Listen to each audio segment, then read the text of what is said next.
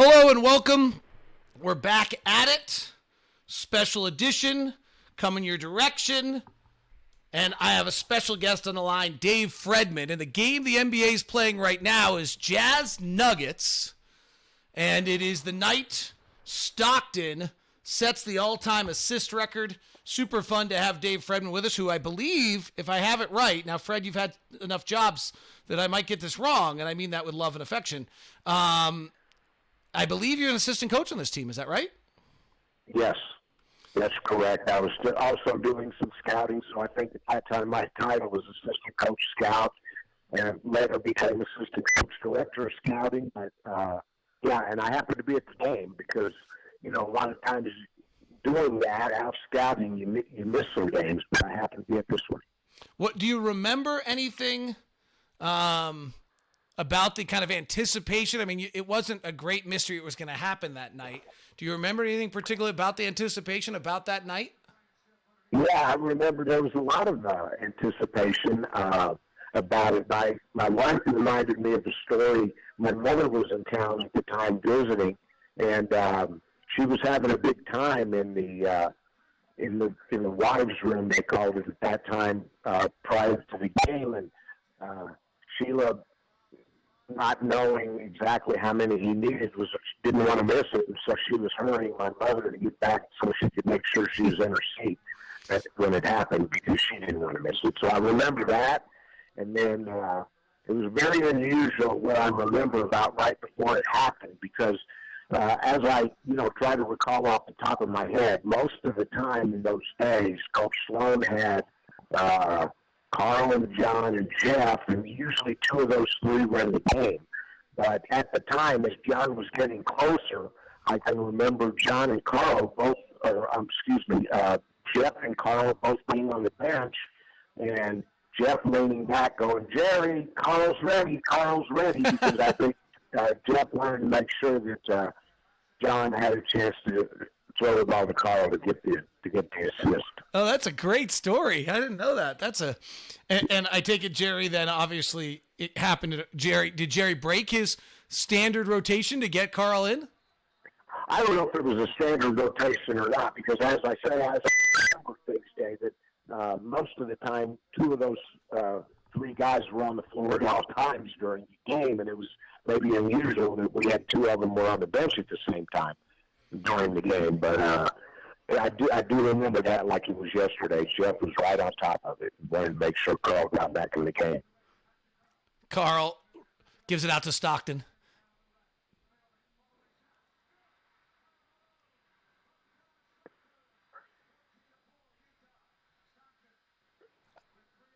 Hot Rod just on it. Listening to Hot Rod right there. That was the pause. Stockton's got 3 assists now. Did anyone love Stockton more than Hot Rod? Maybe Coach Sloan. But no, I mean, you know what? Hot Rod did. He really enjoyed broadcasting his games and liked the way he played, and everything about how John approached things. Hot Rod liked. A 16-4 start for the Jazz. Oh, there's Dr. Anderson. All sorts of great fun things to see. They had the All-Star game on before this one, Fred. And yeah, I saw that one. How about the starting fives in that game? Did you see the start? No, I didn't. I actually turned it on a little bit later, and then I was trying to remember. I do remember that All-Star game was the first time since we moved into the building in 1991 that I'd actually walked around the concourse and had sat in the stands for a basketball game. It was at that All-Star game, because usually, we just come and sit be in the office and things like that, and then, I was by the bench all the time, so I'd never sat in the stands before that All-Star game. So this is the 94-95 season. One of our listeners, we're live on Periscope, we're live on Facebook, we're live on Twitch, we're also live, Locked On Live on Facebook, Twitch, and YouTube. We're live on Locked On Sports on Facebook and Periscope. One of our listeners is saying he's amazed at how good the Jazz were, considering that James Donaldson was the starting 5 and that Benoit was at the 3. When's Felton Spencer is after Donaldson, isn't he? Or so? No, we got Donaldson because Felton Spencer had the Achilles injury. All right, so that's okay, that's right. So 90. All right, so Donaldson. So this is supposed to be Felton Spencer, and this Exactly. and that team was when Felton was healthy. That team was pretty great. That was a pretty good team, and we felt like we were lucky to get James to fill in for how we used the 5-man in those years. As the rules were different, you could isolate it offensively, but yet they were still a factor on defense, and so we didn't have to change a lot of things. The way we went from Mark Eaton to Felton Spencer to James Donaldson. When you're watching these games, does anything jump out to you as you kind of see these old games? Does it come back? What jumps out to you? Yeah, well, what jumps out to me is there's just so much more physicality, in the game. You could lace them, as Coach Sloan used to say, you could lace the meat on a guy on a screen, and now they certainly don't like you to make contact. They're more apt to call offensive fouls and things like that. But you just had more liberty. You could put your hands on a guy a little bit more. Those things quickly went out, and it allowed the smaller guy to play now, as they can today, where, it was tough for smaller guys. You had some back then, you had Muggsy Bogues, you had your Spike Webb, but you didn't have any of them. It's interesting because I feel like it's tough on smaller guys now. I feel like while we're talking about going small across the league at the center, I feel like every position's an inch taller than it used to be. That, you almost... frankly, we watch Donovan and Mike at 6'1", and they look small every night compared to. And Donovan's the biggest 6'1" you'll ever see, right? He's the big joke. Yeah, because of his length, exactly. But what I'm saying, guys like Isaiah Thomas when he was healthy. I just don't know back then. Mahmoud Raouf was in this game. Mahmoud Raouf, was a smaller player and was a great scorer. But he had to be a little tougher and a little stronger than because, you could put a man body on him or put your hands on him a little bit more out on the perimeter than you can in today's game. Oh, we got a little Brian Douglas, who was the director producer at the time, humor in there. The assist, John Stockton 4, Nuggets 0. Like that, Yeah. There you go. Well, shout out to Brian Douglas. It's funny to watch these players. Like Rodney Rogers is driving here on Benoit. I loved Rodney Rogers out of Wake Forest. I thought he was going to be great. Yeah, no, he was a talented guy. Now, in today's game, a guy like that would strictly be a 4-man and a power forward where, he played both 3 and 4, as I recall, back then. Oh, yeah. He could shoot from the perimeter, so he would have fit in well in today's game, I think. 4 could shoot a little and put it on the deck. He'd probably be great there. I mean, they're running pure ISO against David Benoit with Rodney Rogers right now. No question. Yeah, no, there was a lot more of that. And again, it's because how you could space the floor because they had the illegal defensive rules. And, the help wasn't as readily available. And I know that we took advantage of that as much as any team in the NBA with Carl. By having non-offensive centers, we could isolate them, and their men couldn't help Carl as easily. That's a great point. Late Tom Nasalki on the TV screen right now. You make a great point because I was watching the earlier game that they had on the Spurs game, and actually what jumped out to me was how much space John and Carl had to operate, that they'd run that, pick and roll, and Carl would slide down the lane, and John would throw that off the bounce dribble pass in the pocket, and that somehow Carl had room to get to the basket, and I couldn't figure out how, and the answer is the illegal defense rule. Yeah, if your man, if you're above the top of the key, your man had to not go, except for 2.9 seconds, drop below the free throw line.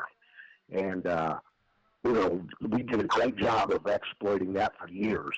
And it gave Carl just that extra split second that he needed not to be double teamed. I mean, he was doubled a lot, but they had to commit to it a lot sooner. It was tough to double him on the catch and have a chance to defend it that way. Yeah, because as they go here on this play, Stockton's coming all the way to the left side. Malone in here playing a left wing isolated pick and roll that in this day and age, they'd never give him that much space. Right. No, exactly, because there's automatic help and you're not penalized for it where you can be. Well, the Nuggets weren't ready to hit him that night. 21-4 start, huh? Yeah. No, I mean, and again, there's parts that I can't remember, how we got off. I can't remember exactly the year. I think it might have been a little bit later than this when the Nuggets had a big lead and we came back. It was one of the biggest comebacks in NBA history. And I was not at that game. I was scouting at the Great Alaska Shootout in Anchorage, Alaska. And Mike Brown, who's coached a lot of NBA teams since and now is assistant with Golden State, was working for the Nuggets. And he said, I just got off the phone with my wife. We're up. And he gave me a score. And I thought to myself, there's no way the Nuggets are up that much on the Jazz. I don't know why Mike Brown's doing that. He's usually a nice guy. And I just said, yeah, okay, Mike. And later I found out he was telling the truth, and we came back and won the game. I think that's the biggest comeback at the half in the history of the NBA. Yeah. But at that time, you didn't have your cell phone. You didn't have a way to get the scores when they were going on. So he had just happened to call. His wife told him. And it must have been in between games at the late last shootout. So it was a totally different era. What's interesting is that Stockton needed, I think, 10 or 11 assists in this game, and yet I think it was 11, and yet it was like a foregone conclusion that he would get it, which tells you all you need to know about Stockton. Well, yeah, that's true. And, the system was like that, too. I mean, the system was set up that way, whether you liked it or you didn't. And Hornacek was a very good passer in his own right. And, we later put in some wrinkles to allow him to be able to pass and also feed the low post. But in those days, very few people were able to stop Carl in the low post. And then Hornacek was such a good player using screens and coming off that and John had the ball in his hands to start the offense with the idea that he was going to pass to somebody. Now, we can debate and talk about how much better would he have been if he had more of a scorer's mentality, or how much worse he would have been. It just depends on your point of view. But in those days, John's idea was, I'm going to make my team better, and it helps us win by getting the ball to others. Dave Fredman is with us. Dave's been with the Jazz since 1979, from PR to color analyst to assistant coach to director of scouting to pro scouting to – I miss any? Oh, who knows? You know what? Actually, you missed 5 years because I started in New Orleans for 5 years in 1974. That is true. So you've been with the Jazz since 74 and the Utah Jazz since 79. Yeah, now I did have a blip in my career where I left and went to Denver as assistant general manager from 2001 to 2006, but thankfully Larry Miller and Kevin O'Connor and Coach Sloan allowed me to come back in a scouting role, and I was very fortunate to do that. So I missed 5 years. I was in Denver from 2001 to 2006. By the way, in the background of this game, you can see a few things. One is that Dan Roberts had lots of hair. Two is I just saw a guy who I know you liked as well, Tom McCacken, the old Standard Examiner beat reporter, was a little shot in the back there. That was a good friend of mine in that era when we were all floating around here. Yeah, we had some talented people who were covering the Jazz when you look back. Not only playing for the team, obviously working for the team and things like that. But yeah, there were some talented media people around. It's interesting is that I covered this game and I don't really remember it. Like, you'd think that like Stockton setting the all-time assist record would be one of those more memorable moments, and it's funny to watch it. I don't have any recall of like being there or the emotion. I don't have great memory on things anyway, but I don't. I'm hoping you will, because I'm going to take you all the way back. Go back to Gonzaga, John Stockton, and when you first saw him and your staff, and what you saw. Well, we had some video we were watching, and that was in those days. That was before I was really doing a lot of scouting, other than maybe local scouting around this area. It's before I jumped totally into basketball operations, but. I know that Jack Gardner, the Hall of Famer, late Jack Gardner, was living in the West Coast and doing some scouting, and I know he liked him, and then I know he played very well at Portsmouth, and I also know that we were trying to keep a little bit of a secret that we had interest in it, and so I'm watching him, and obviously I'm not sure that when watching him I thought he was a pretty solid player, but I had no idea that he would be what he is. Sort of like when I was watching Donovan Mitchell on on video. And again, I'm not trying to put pressure, but sometimes you can't tell when you just spend a short time watching video exactly. But I'm not sure anybody, including John, or his college coach, who's a good friend of mine, Jay Hillock, and the athletic director was his former coach. I think all of them were a little bit surprised about what a great coach John became. I love the Billy Donovan story. I think I might get some of the people wrong on this, but so Billy Donovan comes to the Jazz in the same kind of rookie, I think, group as Stockton. And I think it was Jeff Van Gundy or one of the Van Gundys says to Billy, like, you got a real chance, man. Like, I mean, look at their situation. They're not really established.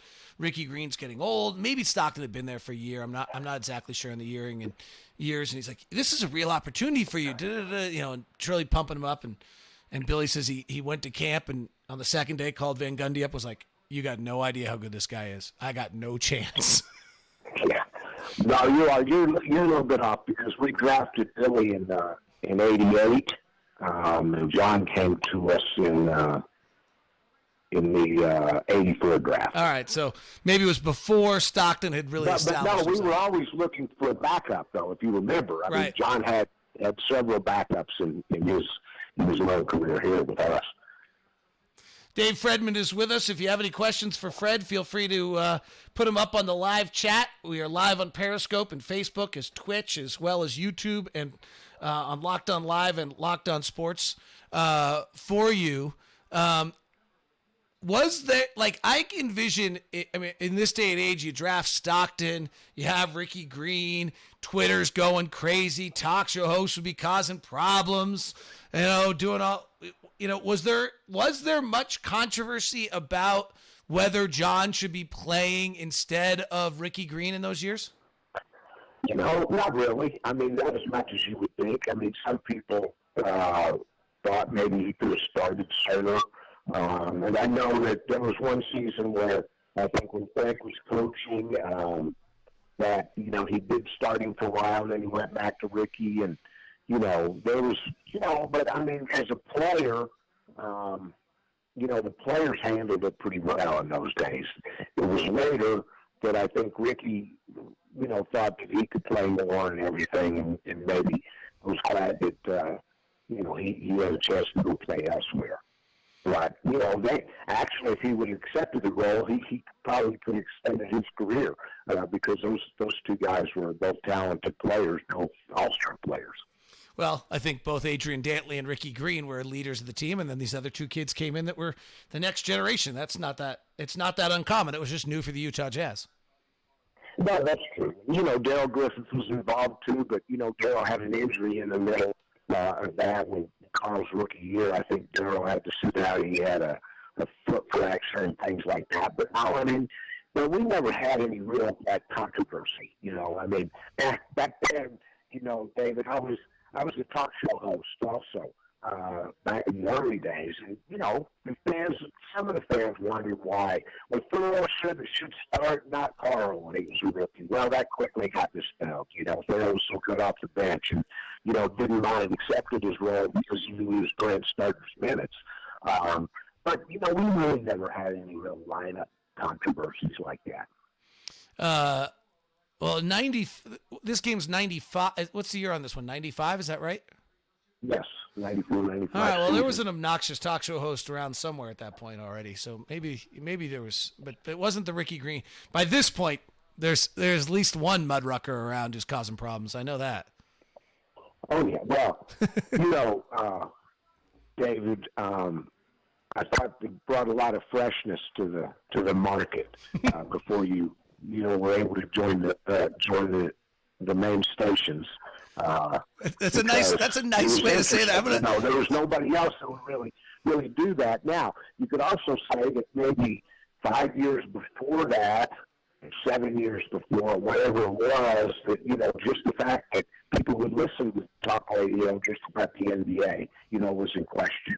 Right. I mean, Chris Tunis and Dave Blackwell were the innovators, right? And you. Well, what happened was when we started it, you know, that was the same year that we decided to take the broadcast in-house. Dave Checketts did that, and we needed more programming. So that's why we started it. and KSL still had the rights. So I did the show with Chris to start it, and then when the rights switched after we left KSL, that's when Dave Blackwell came on. An interesting question just came in from Craig on YouTube. When you're watching this old style of games or play sets or things, is there anything that can apply to today's game? Like, is there anything you see and you're like, oh, we could do that, or anything of that sort? Well, sure. I mean, I don't know why the league seems to have gotten away. They don't screen small on big as much as they used to. And maybe that's because they worry about injuries. Maybe guys don't really aren't as tough as Stockton and Hornacek were. But I don't know, David. You see there's more NBA games live now than I do probably. But you just don't see it as much. You aren't seeing bigs as much as you did back then. Do you think it is they'll switch it, but then if you're switching it, then you've got to Well, you'd have a small. Years, David, we ran the play, and you see variations. This is still the best play I know of on a baseline out of bounds. It's called pick the picker or screen the screener. And we used to invite the switch because we would bring, it started off with Mark Eaton. We'd bring John off of Mark Eaton and say, let him switch. We were more apt to be able to try to take advantage of switches than coaches are now, which I don't really understand, to be honest with you. I don't know why. I think the common sense is left a little bit when you can't take advantage of the five-man switched onto one, and you can't punish that. And that's just not done because I understand why. That the reason is we don't want to clog up the inside. We want it free-flowing. But to me, some of the common sense, you like to invite switches like that, I think, and then the good teams will punish those. Well, it's interesting. The players come to the league with so few post skills, and you post up so rarely, you're never working on them. So, it's so rare that you actually, it goes back to Mark Eaton and I were talking about this earlier today. You've got Kristaps Porzingis and that whole Rick Carlisle conversation. But a little bit of that is that, Kristaps Porzingis probably has never worked on a post game. It's not been something. No, I think that's true, and I do think that it's somewhat cyclical. That I do think if you had some really good post players, but now the big guys, they come in as pretty good shooters. A lot of them do, and so it takes a while. Karl Malone learned as his career went on that he could take a lot less of a beating once he was able to step out and make shots, and. But I do think that there's still room for the postal game, especially if you still have good spacing and you have a guy that can pass out of it. But I also understand where some coaches want that open because if you have good movement and you have good passing and an unselfish team like the Jazz are now, I believe, then, you're going to get layups because of the movement in the offense. The crazy one also that I do think is going on when the five is guarding the one or things of that nature in the league is like I was looking at some numbers the other day just because I had to because you got it right like I just had to. Of course. It was a fix, and I was actually looking at like who the best players in the league were defending the drive. Okay, and it was interesting to look. Rudy's like top 5 in the league. Sure, because he can move his feet and cover ground, and then add to that the length. He's a tough guy to have to drive against. So, that's an interesting thing. The other thing is a lot of teams, we were unusual in the fact that it dates all the way back to when we had Mark. A lot of teams even back then would force baseline. We forced middle because there was help in the middle, and it was Mark. And then, even after Mark, we had shot blockers or at least big guys that could block off the middle, and that was our philosophy, which was different from a lot of the league in those days. But when you had good shot blockers, and as much grief as Ostertag has taken, and I can't defend him to a point to say he ever lived up to his potential, but I will say I don't think we ever make the finals without him as a shot blocker. And so that's why we were able to, force middle where other teams, played things a lot differently.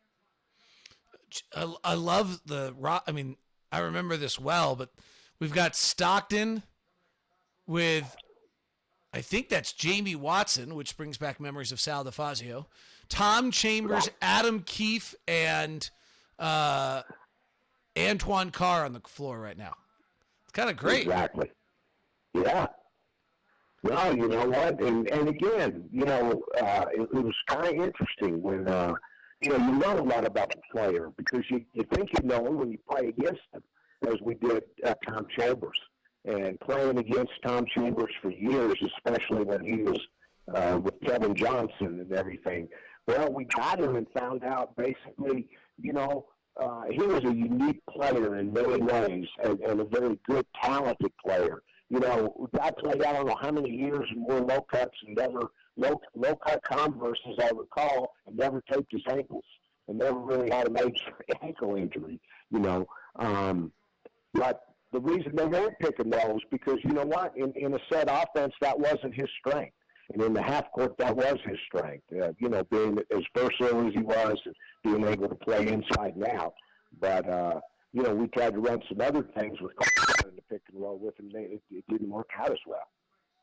It's so incredible to look at the spacing, right? I mean, there's just 10 guys in the paint all the time, or at least 8 of them. Golly, it's hard to manage. Well, the only way you could combat that in those days, and if you remember, even going back to the 80s, the Lakers and the Celtics, well, you had to have good shooters on the floor. And our spacing got a lot better when we had Hornacek. Not that Jeff Malone was not a great shooter in his own right, but he didn't have the deep three that and the threat of that Hornacek had. And so our spacing got a lot better once we got Jeff Hornacek. See, it's so incredible because spacing's everything in the league. It's though it's something new, but it's always been the same issue. But we obviously just weren't at a point where we were willing to space I don't know, like we all knew it, right? We knew the principles of what everything we're living off today. I wonder, what caused the evolution along the way? Well, I think that, the 3-point shooting was really when you look at all the numbers from when they brought it in first and, how it went up and up and up. And then, obviously you had the analytics and people figured out that, it's not as bad a shot as you think where, the thought was, depends on who shoots it, and, now you better have almost everybody that's on the floor with the exception of maybe your 5 or sometimes your 4. But, you usually have about 3 guys at all times on the floor that can make that shot. And so you have to respect it. Where in those days you only had a couple guys on each team. As great a scorer I'm looking at Dale Ellis now was, and he could make a 3, but that wasn't his forte. Whereas I think if he was in the league, he would make it his forte in today's game. Oh, it's sick. He'd be Duncan Robinson, like 13 shots a game. It'd only be 3s. Yeah, sure. That's exactly right. Oh, there's the Stanford man, Adam Keefe, with a slam dunk. Adam Keefe, one of my favorite things ever. He had his free agent year. He looks at me and goes, "You think I'm average?" I said, I don't know.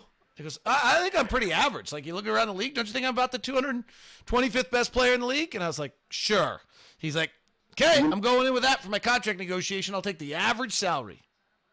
David, there's a lot of things, as I'm still very fortunate to work for the Jazz and still be working at my age, and it's not a big secret. I'm a young 67, but there's certain things that'll make you feel old. I showed up to scout a little 14 college tournament in Kansas City. It was for the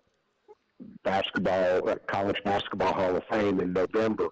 And I look at Stanford's playing, and I don't really know this because I just started doing some more college this year because I focused on pros since Dennis has been here, and then I kind of went back to doing some college this year also. But I look and I say, Keefe on Stanford. I look at the kid. I said, that's got to be Adam's son, And you want to talk about when you've coached his father, and now you're scouting the son, or you've scouted the father, and that's happened a few times. That'll start making you feel your age. Yes. Well, I had Gary Harris of the. I don't have quite the age, but Gary Harris of the Nuggets. I called his mom's games.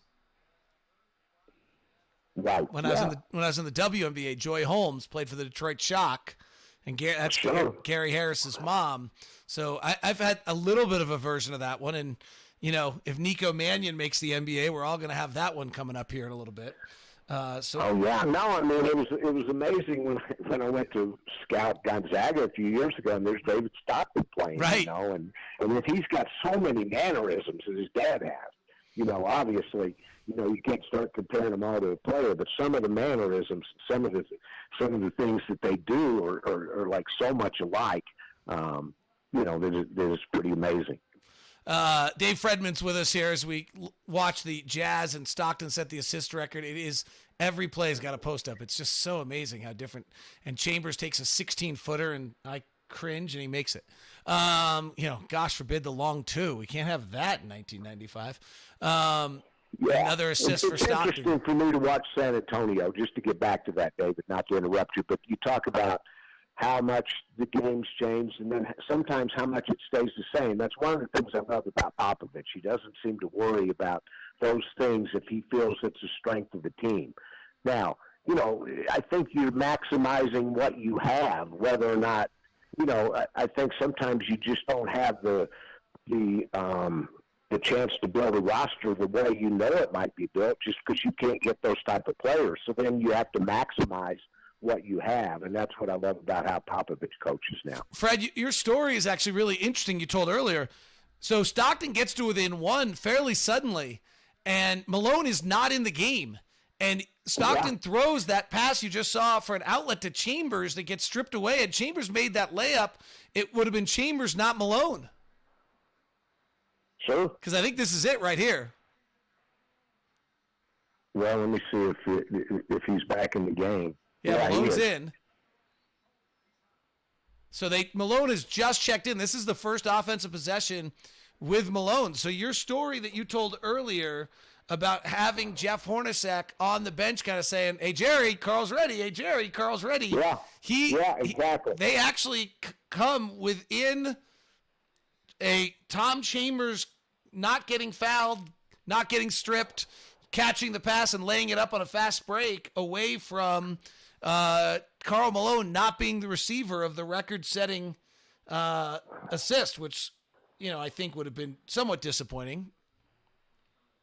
Sure. I mean, at the time, it was. And, one thing that we all kind of thought in discussing it, in the coach's office or whatever in those days is we kind of knew that this is going to be, and we didn't know how much longer he was going to play or anything like that, or how he was going to build on it. But we always felt that he had a chance to take the record further than it, it'd be one of those records that would be very, very hard to break. Yeah, no, and it will never. You would think it would never be broken yet, right? Well, you would think that. I mean, you really would. But a lot of people never thought that somebody would hit over. I was a little kid when Roger Maris. I was like 8 years old when Roger Maris hit 61 home runs and all of that, and remember all that controversy. So a lot of people never thought anybody hit 60 home runs, and saw what happened for a lot of different reasons. That is, yes, for a lot of different reasons. I like that. I like that you still. I like the fact that you still have that little, childhood bitterness in there that the steroids got you. Yeah, no, I mean, I understand it, and I understand why. I understand that not only were the hitters using it, but from what I understand, I mean, I never worked in baseball, but I've always been a baseball fan, and some of the hitters said, well, the pitchers are using it, so I get it. You're fighting for your life. It's almost like.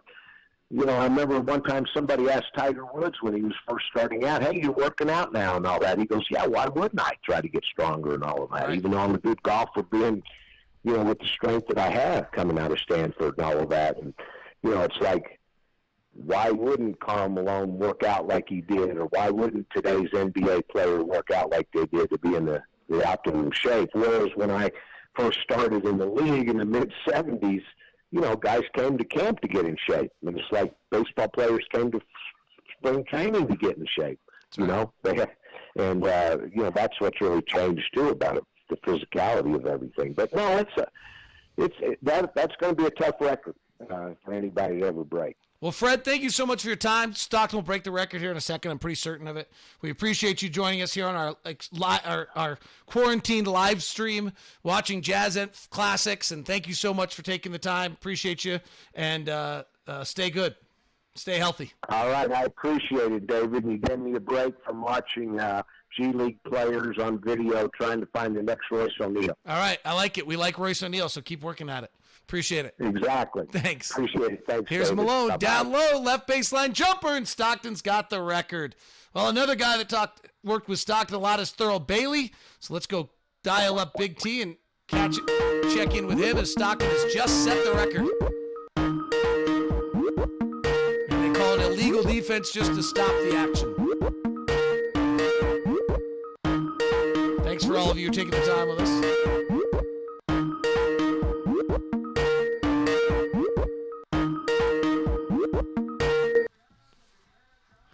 Let's see if we've. Let's see. I don't know that. There, Thurl. Hey, there's Big T. All right, I got to bring you in through our two-host format and get you in, Big T. Stockton just set the record. All right. Let me turn this down. I got it playing in the background. So. That's all right. We're not professional here. We got people tuning in. I gotta tweet out that you're on. Do all those kind of things. This is low key, man. This is quarantine broadcasting right here. Like it. I mean, I can take a bite of my sandwich then, right? Yeah, you can totally take a bite of your sandwich. I had my chili during the break. I took a little break. All right, I gotta get our Skype up so that I can move you into the into my 2-shoot window. How was your workout? It was good. It was for my 16-year-old kid. He lifts every day and he wants to get shots up right after, so I just meet him over at the gym. And all right, I like it. Look at you being a good dad. Well, what do you got on behind you there? You got the game on? yeah, I got my NBATV. There he goes. All right, so we got you on, and the listeners can hear you. They can't see you yet, but I'll take care of that here in a second. They want to see me. They do want to see you. Young Morgan Freeman right now. They do want to see you. That is true. All right, I'll have you here in a second. But let me ask you. It's a tribute to John Day today, and take me back kind of to your memories of playing. They can now see you, by the way. They can now see the young Morgan Freeman. And I actually just wrote that. I just wrote you know how like there's a little graphic below you. Yeah. It now says Thurl Bailey, young Morgan Freeman. No, wait, how do you spell his last name? Freeman. Yeah, that's what I thought. All right, I had it right. Don't you? I had Morgan wrong. You know, hey, dyslexia never killed, just confuses. So there we go. There's what it says. That's actually what the graphic says right below you, Thurl. Thurl Bailey, young Morgan Freeman. You know, we're just having fun today. We got. I don't know if you know this. We have very few better things to do today than this, because I'm not going anywhere in Summit County. Yeah, I know you're not, man. You are. You're in. I mean, you're in for the long haul, and I believe we will probably be in for the long haul, a longer haul, not a longer haul than you, but the same situation you're in pretty soon here. All right, so let's go back to it. Let's share stories. Stockton's birthday. What is your memory about like when you first were around John and you like first oh wow, this guy might be pretty good. What's your memory in that regard?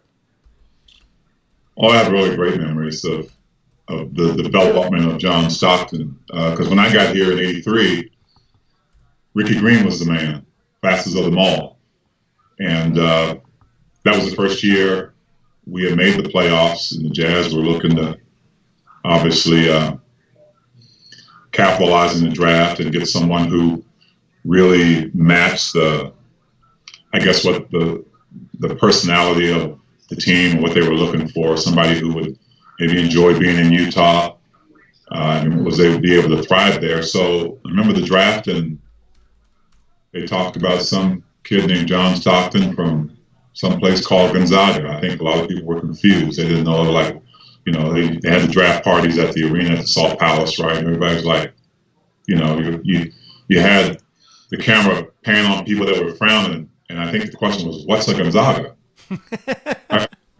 So I don't think anybody knew much about John except for the folks responsible for drafting. They knew him. They knew him. They knew how to forecast and what he potentially could be.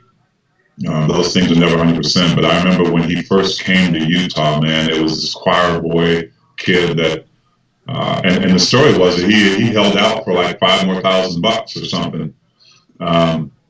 And he didn't think he was going to be in the league very long. I know that to be true. And so he came here and we hit it off right away, took him under my wing. But the guy was very frugal. He knew that his chances in the league staying a long time may not be, to his advantage. So he was going to save every dollar that he had. Lived in an apartment, didn't turn the heat on in the wintertime. Krusty's, I don't remember Krusty's pancakes. Yeah. He had cabinets full of that because he ate them for breakfast, lunch, and dinner. And so I go over to John, come on, let me go buy you a burger. No, man, I got Krusty's, and I'm cool. So, I mean, that was just amazing. It's amazing to look back on that and look at what he turned out to be, man. Unbelievable. When do you think he knew? I remember covering him, and in retrospect, I understand what his frustration with these questions were, but I always was trying to get him to explain to me what he was seeing that other people weren't, and he couldn't do it because, by definition, he could only see what he could see, so he didn't understand like what he saw that somebody else didn't, right? So, but what do you think it was that when do you think he realized that he might be at a, that he was clearly established and more than that, clearly special? I don't know if he ever truly, at some point, realized. I mean, we all want to be, right? We all have that part inside of us that wants to be great. We want to be, and there's some people who just want to exist. John wasn't one of those. I don't know if he really cared, right? He didn't really care. First of all, he probably didn't want to talk to you after the games. It wasn't his cup of tea. I mean, he'd do it because he knew he had to, but he just wanted to play, right? He wanted to play, and every game, every practice to him was like lacing him up in the gym, being a gym rat, and seeing what comes out, right? And so that's how John played. But I think that he always had the, if you will, he always had that sense that he could make a difference in a game. I don't know if a great players actually know a point where, they know they're going to be great. But I think John's, in my opinion, was the fact that he knew every single game he could make a difference. And he did, right? You look at the stat sheet, and he may not have scored a lot of points, but he made a difference all the way through the game. So I don't know if there's a certain point to John. Maybe that's why he has trouble answering that question, because it just seemed like, it's a Sunday in the gym, we're all showing up. Now let's play. Well, it's interesting. Ron even said it earlier today on our live stream for the first game about how he clearly just saw everything before everyone else. And as a broadcaster, when Ron was covering him, that became just abundantly clear, and that Hot Rod was kind of so in sync with Stockton that he would call plays almost before they happened because he knew what John was going to do. Yeah, John had some amazing foresight. I mean, he had such great foresight that he knew when I was open before I did, right? Sometimes, like, the ball would end up in my hand, like, holy crap, right? I mean, the guy was that good. He could thread the needle. And I think one of the things that made him so great was there aren't a lot of players. I mean, the great ones they have to be risk takers, right? I mean, because you're going to fail sometimes more often than you succeed in the short term. But John took those risks. I mean, you look at the turnovers for the Jazz. Obviously, he played a long time and he had a lot of them, but man, he succeeded far more than anybody ever else did in a lot of those categories. And that's what it takes. It takes taking those risks and being calculated and understanding what you can get away with sometimes and what you can't. We are live on Locked On Live on Facebook, Twitch, and Periscope right now. We're also live on Locked On Live on Facebook, Twitch, and YouTube. We're live on Locked On Sports on Facebook and Periscope. Thanks for checking in. You got any questions for Thurl? Go ahead. Anything jump out to you as you watch? By the way, the one that's jumping out to me, I forgot to mention it with Fred. Fred and I went long and had a great conversation there, Dave Fredman, is if you actually look at the TV broadcast closely enough right now, and I know it's on behind you, Thurl, you can see where the old three-point line is like brushed out. This is the year in which they moved the three-point line in. That's a short three right now in this game. Yeah, I wish I had taken advantage of that, but Jerry just didn't want me to shoot the ball from out there. Hey, it was fun to watch you earlier today. Did you watch any of the Spurs game where Stockton had 28 assists? No, I got some text that it was on, but I was just hanging out with my son and wasn't able to catch it. But my takeaway watching, you see certain players who you say, I'm about to be complimentary. Just hold your horses. You see certain players and you think to yourself, like, honestly, so like Mike Brown, good player, like that player doesn't exist anymore, right? Like the big body backup center just there to fill space and bang you around doesn't exist. But watching you, I had the exact opposite reaction. Like you at 6'10" and long playing the three, probably would play the four now. There were a bunch of plays where you were guarding in space just fine. Like, and you would have just stretched your game out, right? Like your corkscrew jumper from 17 would just be a three now. And then there was two plays where you put it on the deck and made plays. It was like, man, Thurl is actually showing every 2020 skill that you need right now. Darn parents. Hey, but it was really kind of that first era of like taller guy. I mean, of course we had Mark Eaton and we had Carl, who was a true power forward, but it was really kind of that era where there weren't many teams doing that.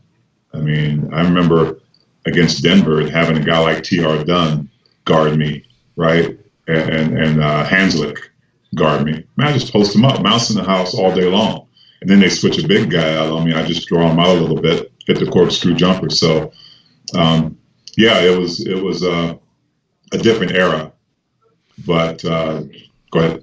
No, it's interesting. I mean, actually, Mark and I were talking about that team.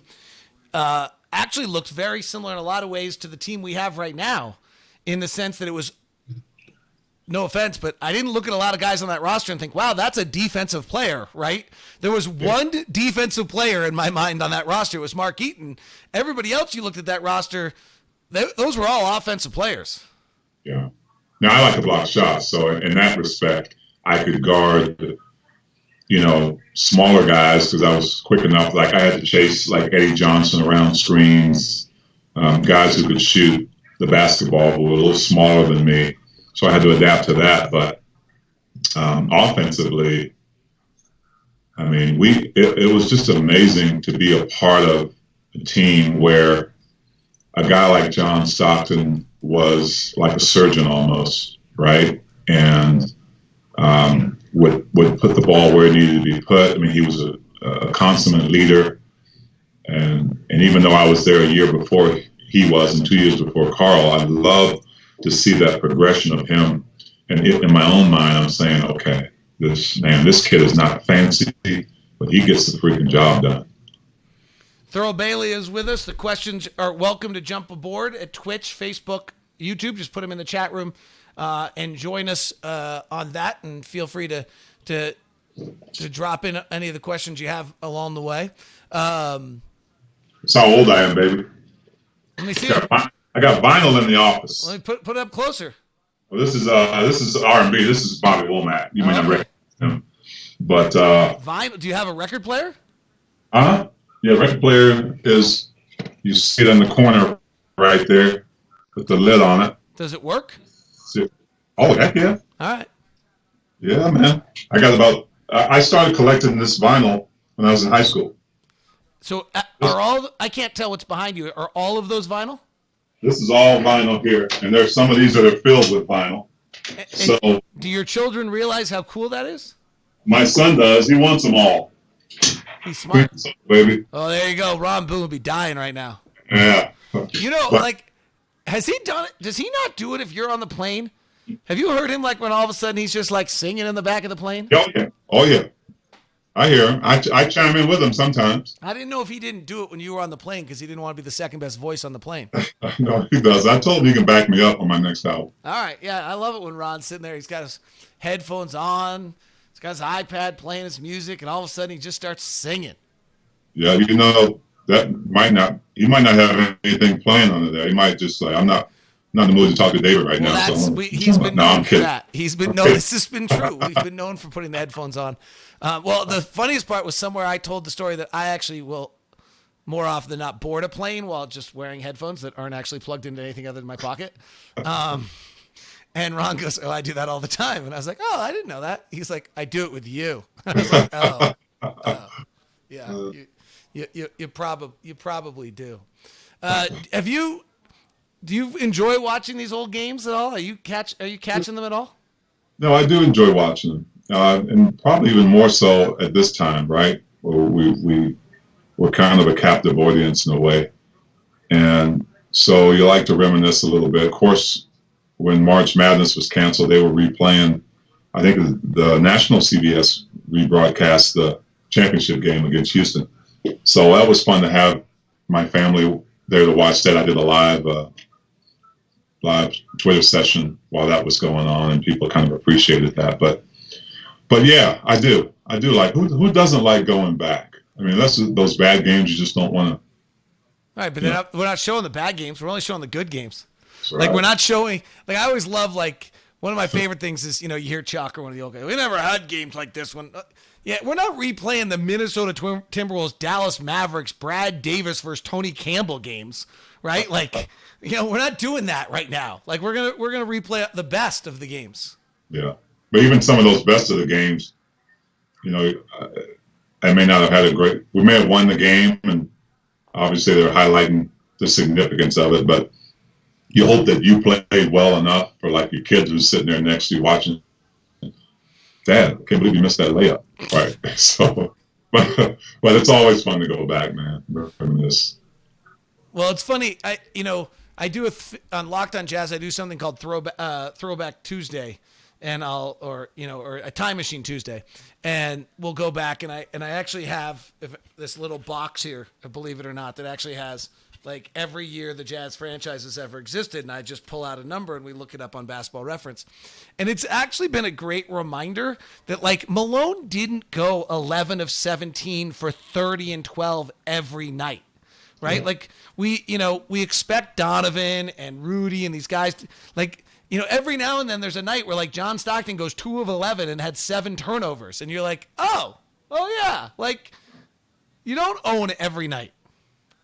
Yeah, it's true. And I think part of that is the structure of the game is kind of different now, where, there's some teams, when you look at Houston and you look at what Harden and Westbrook almost have to do every night. And if one of them doesn't do it, the other one has to be superhuman, where you rely on those guys every single night. And back then it was because the game was different, because the three-point line wasn't as critical, if you will, and because there was post-ups in the game, right? And because there was a well-balanced team and a pass-first point guard, it wasn't as consistent with that. You're right. You didn't expect John to have double-figure assists and double-figure points every night, or Carl. But it's different now. But for the most part, those guys, they came to play every night, even if they were 65, 70%, you weren't going to stop them from getting on the court. Nice play just now by Stockton, driving up the body. Oh, actually, you're delayed. Yours is about to happen. If you turn around, the play I saw just happened. You're, like, way behind me. Stockton does a nice job of driving up the chest of Brian Williams or Bison Dele. I don't remember what he was at that point. The late Brian Williams, Bison Dele. It's a good little reminder of all the tricks, and it's like, hey, we can get Donovan to watch that one and Mike Conley to watch that one instead of the floater. Let's get climb the chest of the shot blocker and draw that foul a little bit. Yeah, and one of the things that you ask anybody who played against John, he may not look like it. I mean, you look at him shooting a free throw, he doesn't look like a physical type player, but he was, especially defensively, setting screens on guys. They end up calling him dirty this, dirty that, call it whatever you want. The guy wasn't afraid to stick his nose in there, and fundamentally, I don't know if there was a better point guard. Now there were some great guard. The flashiness was total fundamental point guard that got it done. Well, Big T, we super appreciate the time. Big T and I will be also on Facebook Watch today before the Jazz tip off their game against the Memphis Grizzlies in the Joe Ingles headband game. That will be on AT&T Sportsnet tonight, and then the pregame show is on Facebook Watch. If you want to grab that, Craig Bolerjack and I Craig's going to stop by in a second. He is on that as well. So thank you very much for taking the time. Appreciate it, Big T, and we will have to get together sometime after May 1st. Miss you, bud. I might have a suit on my next broadcast in honor of you, just to feel like I'm in the arena. I love that idea. We should have done that today. We totally should have done that today. That would have been hysterical if we all dressed up in suits. All right, D. Say hi to the Have you worn something other than sweatpants yet? Oh, he broke up, or he hit stop. All right. Oh, there you are. Nope. I wore some shorts. You wore some shorts. Okay, that's a big. Oh, I put my short shorts on. I got shorts on. I've done shorts. I've done sweats. I've not worn anything other than a t-shirt and this sweatshirt for the last 14 days. And I have not shaved, but that is going to happen tonight. This is. Mine's not happening. I'm done. I can't go any more than this. This is when my daughter pointed out how white it was. It was time to get rid of it. But wait a second. We just got a question. JD Hernandez 1 from Twitch wants to know, which is your favorite vinyl back there? Ooh, well, tell my man I've got a very eclectic collection here, from jazz to R&B to rock. I've got Journey. I've got it varies. I don't know if I have one favorite, but it depends on the mood I'm in. So if I'm in that soulful mood, I got the Luther Vandross I can pull out, right? Jazz, I got Stanley Clarke. Soul, I've got Aretha. They even got the late Kenny Rogers in there somewhere, because Lionel Richie used to write for Kenny Rogers. Oh, lady. So I'm all over the place, D. All over the place. Maybe man. you're gonna have to do like Keith Urban and John Legend did and have like online concerts for people. Ooh, there you go. That was Jimmy Fallon's best joke last night. That either happened or it was an urban legend. I like that idea. Yeah, there you go. All right, Big T. Thank you, buddy. All right, D. See you, buddy. He's the great Big T. We super appreciate him taking the time with us. Good man right there. Miss spending time with him. It's been a real pleasure of mine to get to know him. Craig Bolerjack will be joining us here in just a second. I'm going to just step away really quickly as we get ready for the second half of that. Because I need to get a glass of water. Actually, because I need to get a glass of water, really is what it comes down to. So let me go fill up my water. I'll be right back for you for... actually, we'll stay here. Bowler and I will go for like 30 minutes. The end of this game's boring. Then we'll take a timeout before we come to the later game. So we'll call Craig Bolerjack here in just right now. As we... I'm a little nervous I'm going to get Craig Bolerjack's kid. That's what I have to make sure I don't end up with here. But let's see. I think we're going to get Bowler here. Let's see what happens.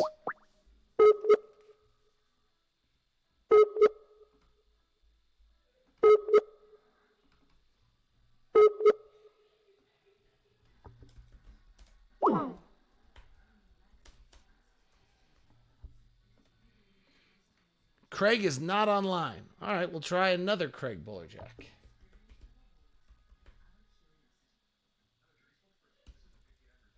There are 3 Craig Bolerjacks. I'll get Brody if I'm not careful.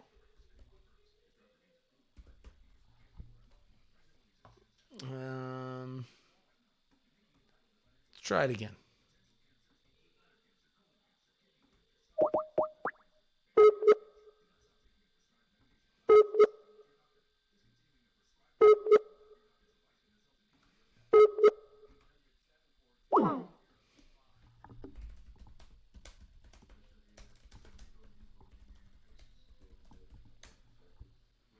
All right, well, we're not getting Craig right now. It says he isn't online.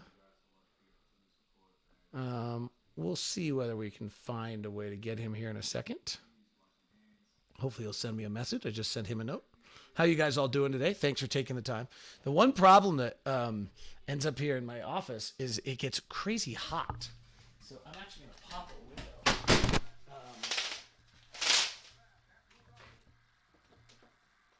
Even though it's snowing outside.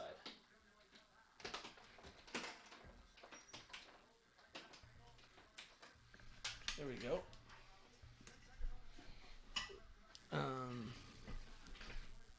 Try him again. Oh, that feels so much better. Cold air, like 30-degree temperature air, but it feels so much better. Thanks to Thurl. That is great. Thank you to T Madera on Twitch who just dropped that note.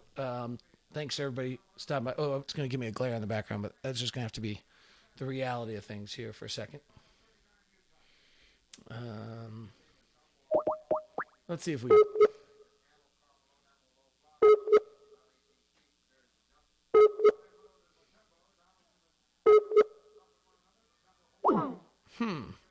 Says Craig is not online. I need Craig to turn on his...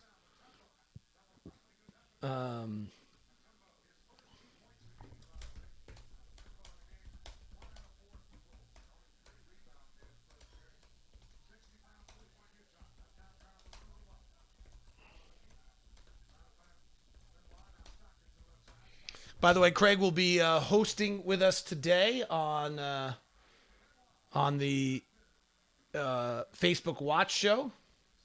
Yeah, the second half of this game is really bad. Like there's 10 minutes left. I'm actually debating whether we should just like close this thing down and like wait till the good game later tonight. Because right, why are they like? I know they want to do Stockton's record, but what are they doing for the second half of this game? We're up by 20. Malone against Dikembe to an easy back cut against a non-trying Denver Nuggets. It's like the easiest thing ever. It's a great point on your part.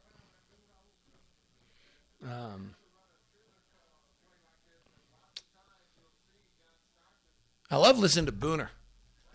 Isn't it incredible that Booner's like still doing this today? Love listening to Hots. We all listen to Hots every single day of our lives, though. That's the best part about it. All right, let's see. Looks like we can get Craig here.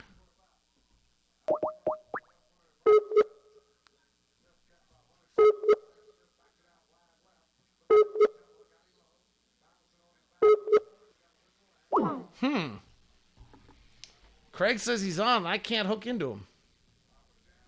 I wonder what's going on. Let's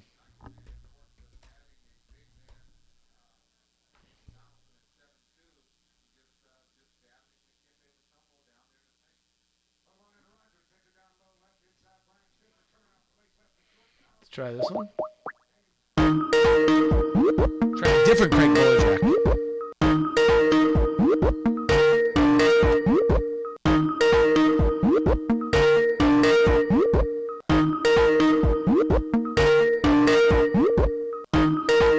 Stiff. I love Brian Stiff.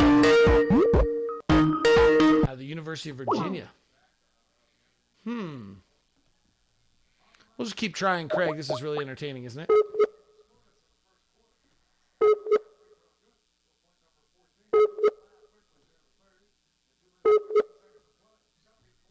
All right, one more try, and then we'll... If you got any questions you want to ask, we can load you up.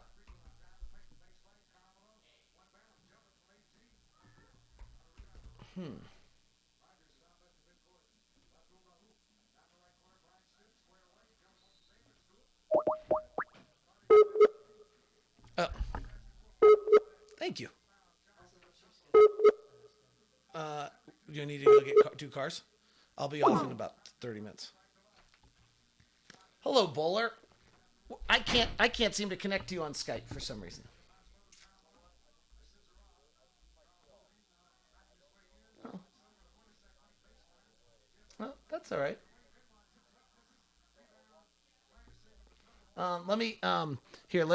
Let's do this for a second. Let me end our live stream because they can hear me talking to you right now, so then we can walk through it. All right, everybody, since the second half of this game is dreadfully boring, we're going to take a stop, and I'll come back either with Craig, or Craig and I will set it up so we can come back later during the Rockets-Jazz Game 6 that'll be on later tonight. So thanks.